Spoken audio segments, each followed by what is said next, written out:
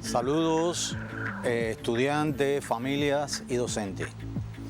Continuamos en nuestras clases el estudio de los circuitos de corriente alterna. Como parte de la clase anterior, yo les había indicado la solución de algunos ejercicios. Me permití seleccionar el ejercicio número 6 para tomarlo como referencia en la solución de estos tipos de ejercicios. Es muy importante que ante los ejercicios que nosotros a continuación les estemos indicando, lo primero es que usted valore según la estructura del circuito si este corresponde a un circuito formado por un inductor y un capacitor, un circuito LC, si es resistivo, si es inductivo o si es el circuito RLC. Veamos el ejemplo que yo les seleccioné. En este caso, como ya les comenté, es el ejercicio número 6 de esta página 322 de su libro de texto que constituyó parte de la clase, del estudio independiente. Es importante que usted descubra en la información del ejercicio si este ejercicio se corresponde con un circuito resistivo, capacitivo o circuito LC, que son los estudiados. Entonces, de acuerdo a la estructura, el circuito está conformado exclusivamente por un resistor y un generador que entrega una señal de corriente según aparece en la diapositiva. Se pide que usted determine qué intensidad efectiva de la corriente estaría presente en este circuito. Yo les propongo que siempre que usted resuelva estos tipos de circuitos, usted compare la señal de la corriente instantánea con la expresión general, porque esto le permitiría tener como información adicional que en este caso el valor de la amplitud de la corriente es de 14,1 amperes y que la frecuencia de las oscilaciones forzadas del generador son de 60 pi radianes por segundo. Es decir, que esta es la información que es parte del texto. Ustedes en su solución independiente también tenían que efectuar el cálculo de la tensión máxima. Para calcular la tensión máxima, y ubicado ya que es el circuito resistivo y conocida la amplitud de la corriente, usted puede determinar el valor de la tensión máxima. Por igual, también la tensión efectiva, que era parte de este estudio independiente, bueno, ya lo comentamos en clase anterior, el valor de la tensión efectiva, que es el que marca el instrumento de medición, sería la razón entre la tensión máxima, que ya la calcularon en el inciso anterior, y raíz de 2. Y por último, en la escritura de la ecuación de la corriente de la tensión instantánea, como el circuito es resistivo. Recuerden ustedes que en este caso la corriente y la tensión oscilaban en fase. Por tanto, sírvale de modelo este ejercicio que hemos comentado en el día de hoy. En nuestra clase de hoy nosotros vamos a continuar con los estudios de los circuitos de corriente alterna. Nos queda pendiente el circuito inductivo y el circuito conformado por los tres elementos. Aparecería a continuación esta idea de circuito conformado, como ya hemos comentado en los anteriores, por el generador y el inductor o bobina o enrollado, como hemos usado en las diferentes clases. Lo primero, como parte del resumen, estas oscilaciones son también forzadas. Y en este circuito los valores de la corriente y la tensión no oscilan en fase. Existe un desfasaje, que es una de las diferencias que usted tiene que ir efectuando respecto al circuito que ya usted conoce, que es el circuito resistivo. En el circuito resistivo la corriente y la tensión oscilan en fase. En el capacitivo la tensión estaba desfasada también de la corriente. La corriente se adelantaba, pero en este caso en particular la corriente se va a atrasar respecto a la magnitud tensión. Es decir, son las cosas que ustedes tienen que ir puntualizando, diferenciando, conociendo las esencias de los tipos de circuitos estudiados. Les muestro el oscilogramas de las corrientes y de la tensión en este circuito inductivo puro. Importante que ustedes vean y la interacción entre las materias de matemática y física es muy importante. En la diapo anterior habíamos planteado la corriente en función de la misma función coseno, pero con su adelanto correspondiente. Y aquí expresamos que la corriente instantánea va a responder a la función seno. Y en este caso hay una identidad trigonométrica que justifica estos criterios que he estado usando. Y es importante que ustedes los puntualicen, lo encontrarán en su libro de matemática. Entonces, en el oscilograma, muy importante diferenciarlos, los hemos ido planteando. En el caso del circuito inductivo, en el circuito LC, en el circuito R, en el circuito inductivo, que es el que nos ocupa en este momento. Observen ustedes que para el momento en que la tensión máxima en los extremos de la bobina, como resultado del fenómeno de la autoinducción, en ese momento, al ser la tensión máxima, el valor de la corriente es cero. Y al iniciarse las oscilaciones, es decir, va disminuyendo el valor de la tensión autoinducida en los extremos y comienza a crecer la corriente en el circuito. Estos son de los elementos, estudiantes, que ustedes tienen que ir diferenciando entre los tipos de circuito que hemos estado estudiando. En la próxima diapositiva, entonces les plantearía como situaciones interesantes y que ustedes lo sigan conmigo en la clase, que en este caso, ¿cuál es el objeto? Y aunque ya lo mencioné, pero se los muestro también en la diapositiva. Estaría presente en el elemento inductor el fenómeno de la autoinducción y por tanto en el momento en que la tensión en los extremos de la bobina es máxima, entonces en ese momento la corriente es cero.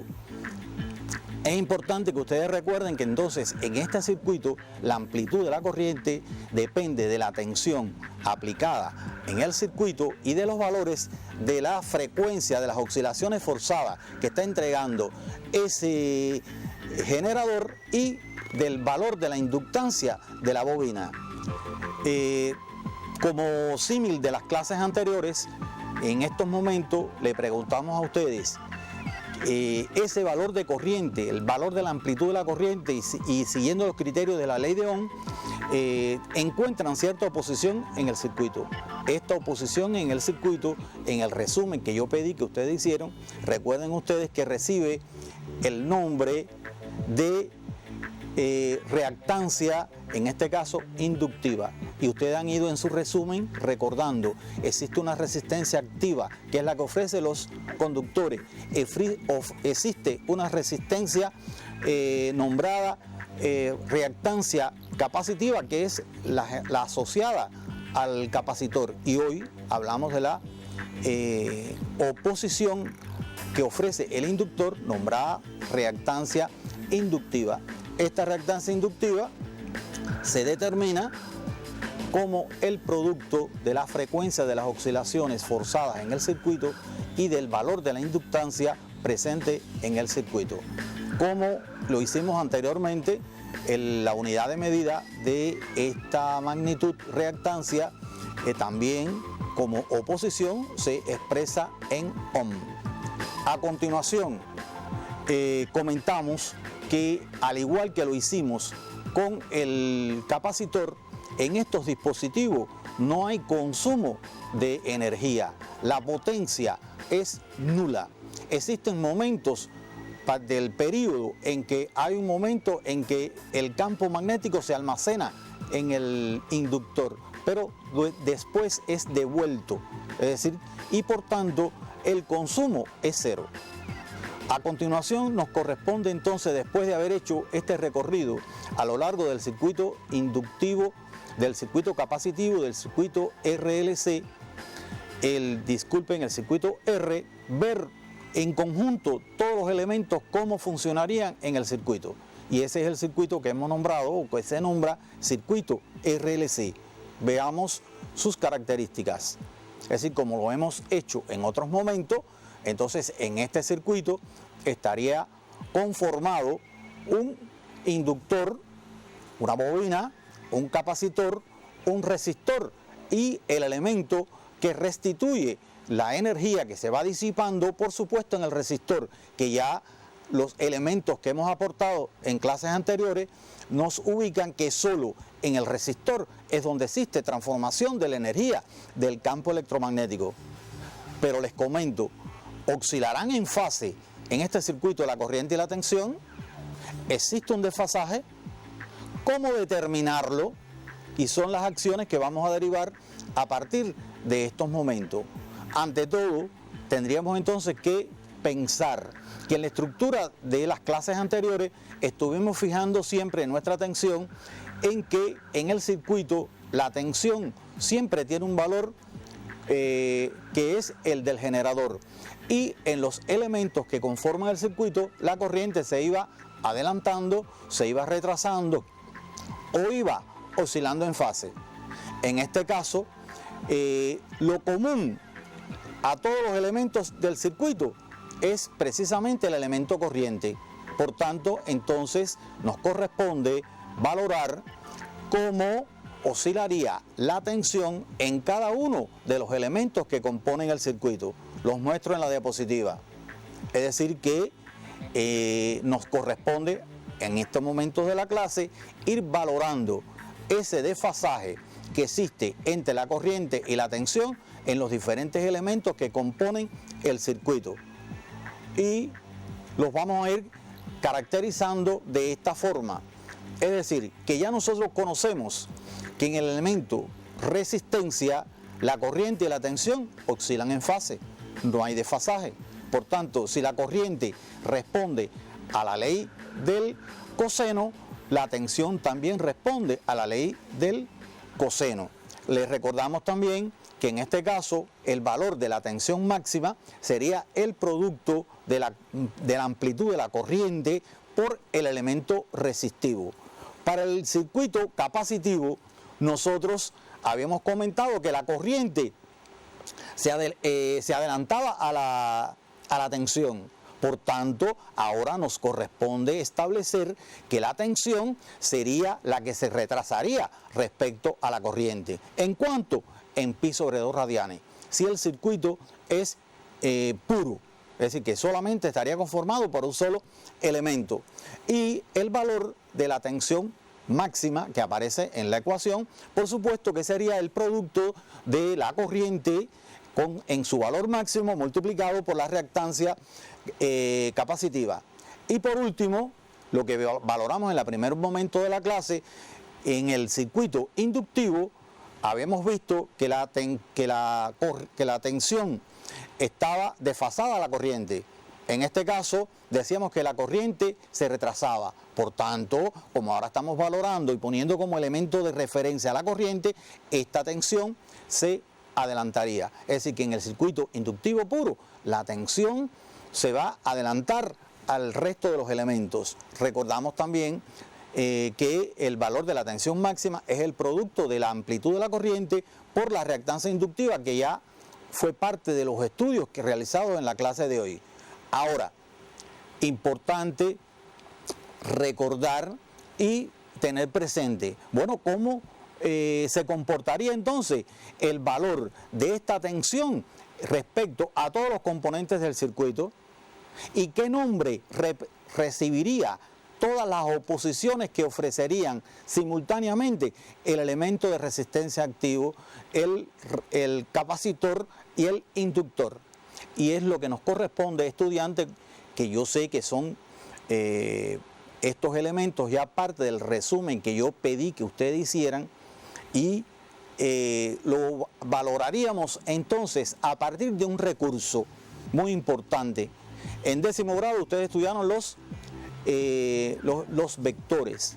En este caso hemos estado trabajando con las magnitudes corriente y tensión, pero estas magnitudes corriente y tensión son magnitudes escalares, es decir, que quedan definidas por un número, no requieren de dirección ni sentido. Pero como nos compete establecer qué desfasaje existe entre la tensión y la corriente, vamos a recurrir a un recurso, utilizar, atribuir el término fasor a cada una de estas magnitudes, corriente y tensión. Entonces, en este caso, vamos a utilizar en el eje de las abscisas vamos a ubicar al fasor corriente y los fasores tensión en el inductor, tensión en el capacitor, los vamos a ir representando según las ecuaciones que anteriormente habíamos formulado. Ante todo, recuerden, como parte del resumen de la clase, la corriente y la tensión en el resistor oscilan en fase. Por tanto, lo pondríamos como si fueran dos vectores colineales en el mismo sentido. Pero nosotros comentamos que la tensión en el inductor estaba desfasada en pi sobre 2 radianes a la corriente. Y aquí aparece, formando 90 grados respecto a la corriente, el fasor tensión en el inductor. Y con igual procederes lo haríamos teniendo en cuenta la tensión máxima en el capacitor. En el capacitor dijimos que la tensión se retrasaba. ¿En cuánto? En pi sobre 2 radianes. Entonces es importante que estos elementos del contenido que trabajamos en 10º grado, ustedes lo recuerden. Si nosotros aquí en la dirección del eje de las en el eje Y, nosotros tenemos dos fasores que tienen igual dirección pero sentidos contrarios, hay una resultante entre ellos. Y esa resultante la hemos nombrado o la hemos seleccionado, asignado este fasor. Pero este fasor forma qué ángulo con el fasor tensión en el resistor. ¿Cómo determinar entonces, según lo estudiado en las clases anteriores, el resultado entre dos elementos que son perpendiculares entre sí? Por supuesto que utilizando el teorema de Pitágoras, ¿verdad? Y en las clases de matemáticas ustedes han estado utilizando la razón pitagórica. Entonces, por ejemplo, aquí en nuestro caso, como nos corresponde encontrar precisamente el valor de la hipotenusa, nosotros lo escribiríamos de esta manera, ¿no? Si sumamos todos esos fasores, la suma de estos fasores, que sería el fasor que se corresponde con la hipotenusa de este triángulo rectángulo, sería el fasor que estaría en correspondencia con la dirección horizontal y la diferencia entre los dos fasores que estarían en la dirección vertical. Recordando que previamente yo fui caracterizando que la tensión máxima es el producto de la amplitud de la corriente por la resistencia. Es decir, que en cada elemento es común el valor de la amplitud de la corriente. Pero nos queda este detalle, la tensión máxima sería el producto de la corriente máxima. ¿Por qué elemento? ¿Cómo nombrar ese elemento? Ese elemento lo vamos a nombrar, y ya ustedes lo vieron en sus resúmenes, que se nombra impedancia. Y lo hemos representado con la letra Z. Es decir, que ese es un elemento importante de la clase de hoy. A partir de hoy, en los circuitos conformados por los tres elementos, un resistor, un inductor y un capacitor, existe una oposición completa al valor de la corriente, nombrado impedancia. Y esa impedancia, ¿cómo determinarla? Cuando en su libro de texto se hace el desarrollo, se obtiene finalmente que esta impedancia se calcula de esta manera. Y esta expresión, por favor, es de las que nosotros queremos que ustedes hagan suya. Les doy unos segundos para que usted anote como algo muy importante en su formulario la expresión correspondiente a la impedancia en un circuito RLC.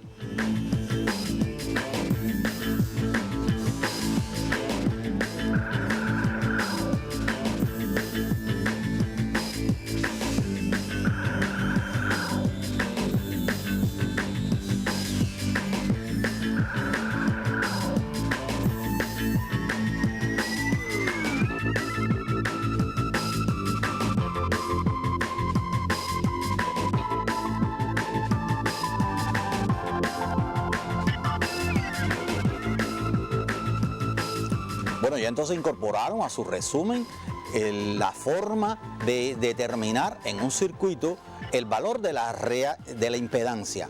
Y por supuesto que cuando ustedes operen con esta expresión, a partir de ahora, por ejemplo, si el circuito es resistivo puro, entonces el circuito no estaría conformado ni por inductores ni por capacitores. Entonces, en ese caso, la impedancia se corresponde numéricamente con el valor de la resistencia óhmica en el circuito. Si el circuito es capacitivo, no estarían presentes ni los resistores ni los inductores y por tanto la impedancia se correspondería con el valor de la reactancia capacitiva. ¿Tienen la idea? Es decir que entonces ahora esta expresión usted la tiene que hacer suya y aplicarla en los ejercicios que les propongamos resolver. De tal manera que entonces el valor de la amplitud de la corriente en un circuito de corriente alterna siempre es función de la tensión máxima que aparece o que entrega el generador y la impedancia del circuito. Entonces, es importante que como parte también de esta clase usted aprenda a determinar qué desfasaje, cómo determinar el desfasaje entre la tensión y la corriente para un circuito RLC. Les muestro en la siguiente diapositiva. Es decir, que el desfasaje entre estas magnitudes, por supuesto que es un ángulo. Y el ángulo yo lo puedo determinar por las razones trigonométricas que ya conocemos. Podemos utilizar la función tangente, la función coseno, y si nosotros volvemos a nuestro diagrama fasorial, recuerden ustedes que entonces los elementos, por ejemplo, para este triángulo rectángulo, el cateto adyacente es el elemento resistivo y la hipotenusa es precisamente la impedancia. Entonces, si yo quiero conocer en cuánto está desfasada una magnitud de la otra, estableciendo la razón, resistencia activa del circuito y la impedancia, yo conozco el desfasaje. ¿Qué nos queda? ¿Cómo escribir la ecuación de la magnitud, corriente o tensión cuando no lo soliciten? Para esto entonces les propongo la siguiente expresión, es decir, que está en su libro de texto, que fue parte de lo que yo le pedí que hicieran en el resumen. ¿Entendido? Entonces acá es importante, es decir, que ahora yo voy a escribir la ecuación instantánea de la tensión teniendo en cuenta el desfasaje. Pero observen, le puse un signo más menos. ¿Cuándo uso más y cuándo uso menos? Bueno, tendría entonces que valorar si predomina en el circuito el carácter inductivo. Entonces selecciono el signo más. Si por el contrario predomina el carácter de la reactancia capacitiva, entonces utilizaría el signo menos. Se los expresé también en la diapositiva que ustedes espero que tengan como parte de sus documentos cuando ustedes lo bajen y los tengan en sus documentos de trabajo. Esto es importante, es decir, que esto que ya les dije es lo que aparece en las diapositivas, es tener en cuenta qué predominio tienen las reactancias y de esta manera nosotros seleccionamos el más y el menos. Y por último, y no menos importante, recordar que en el momento en que nosotros discutimos el circuito resistivo, nosotros expresamos de cómo se calculaba la potencia. Y este es el momento en que cerramos ese concepto. Esa potencia se calcula siempre como el producto de la corriente efectiva por la tensión efectiva por el desfasaje, que hoy aprendimos a determinar el desfasaje. O sencillamente teniendo en cuenta el elemento que marca el instrumento de medición, la corriente efectiva, por la resistencia. Les pido ahora que por favor preparen su teléfono. Ustedes están adiestrados a utilizar su teléfono porque yo quiero ahora que como parte del estudio independiente usted tire una foto a esta imagen que aparece en la diapositiva. ¿Preparados? Ustedes son rápidos con el televisor, con su teléfono. ¿Ok? Es decir, que tienen esta foto que incorpora un elemento más al estudio individual de la clase de hoy, que es la siguiente. Es decir, que yo quiero que ustedes se resuelvan estos ejercicios. unos segundos.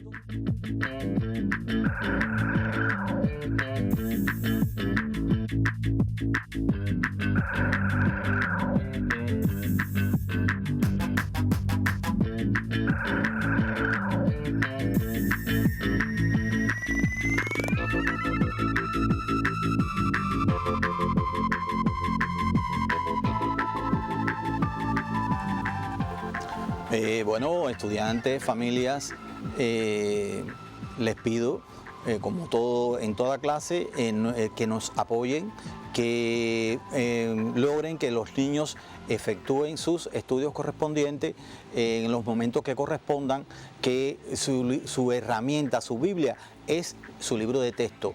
Y entonces, sin más, nos despedimos y los esperamos en la próxima clase.